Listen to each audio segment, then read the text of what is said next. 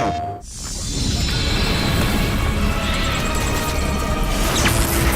had this conversation very briefly with Clive. I think I said to him, "What did you do?" And he said, I have no idea. I didn't know I was doing it.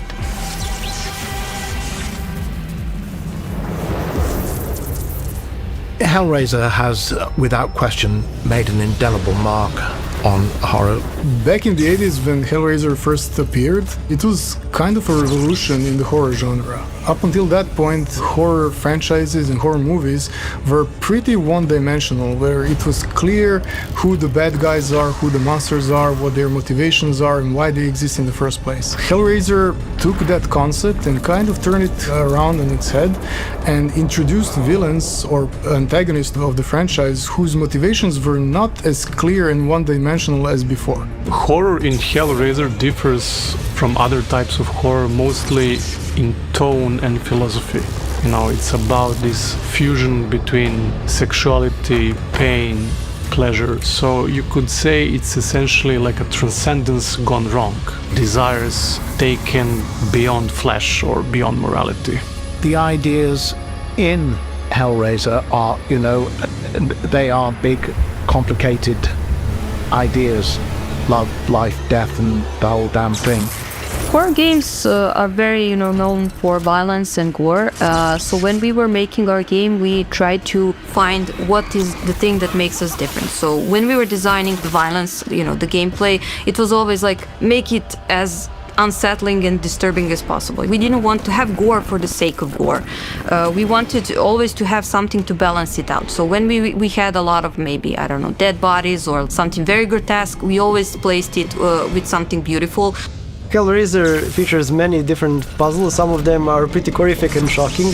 For example, the labyrinth puzzles, they feature traps which are made of spiky and grungy metal material, and if the player is not careful, they can easily fall into these kinds of traps. Some of these are more psychological. For example, in the labyrinth there are many interesting scenes where we dabble into some of the more creepy subjects such as drug abuse or suicide. And while they are controversial, they were integral to our story.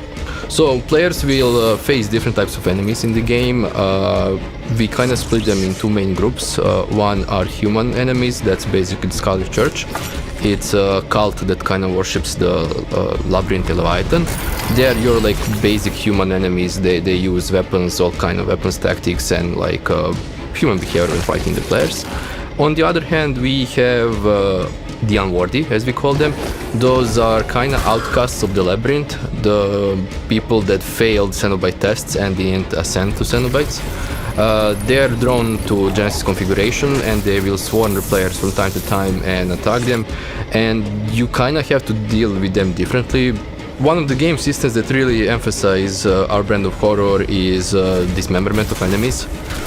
Players will be able to dismember enemies, even will be required sometimes to dismember them, to defeat them by using different type of weapons, melee weapons, rage weapons, or even abilities.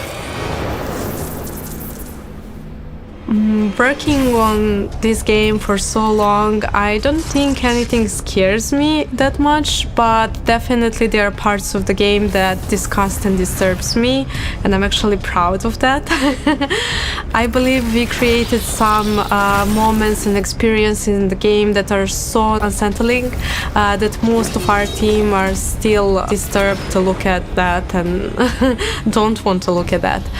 I discovered something about myself while doing the research about all of the discomforting and horrific types of horror. I suffer from something called trypophobia. It's a condition where you get sick by looking at clusters of holes or bumps or like patterns, basically. So I discovered that about myself.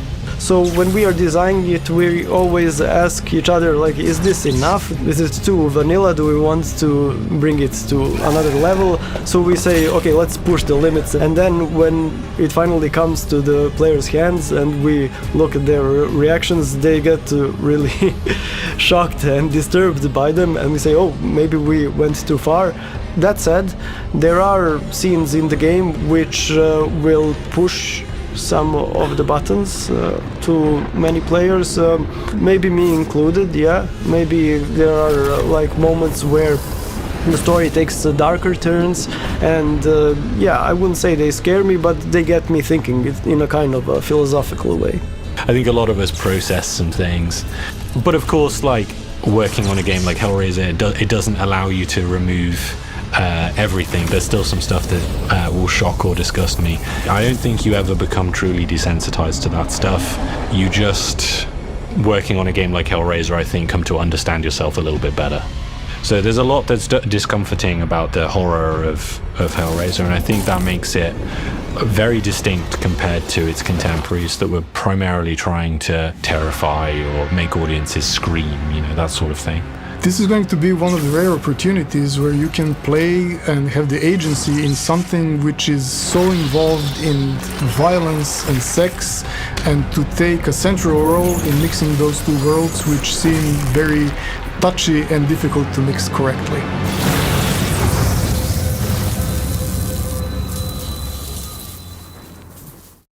PlayStation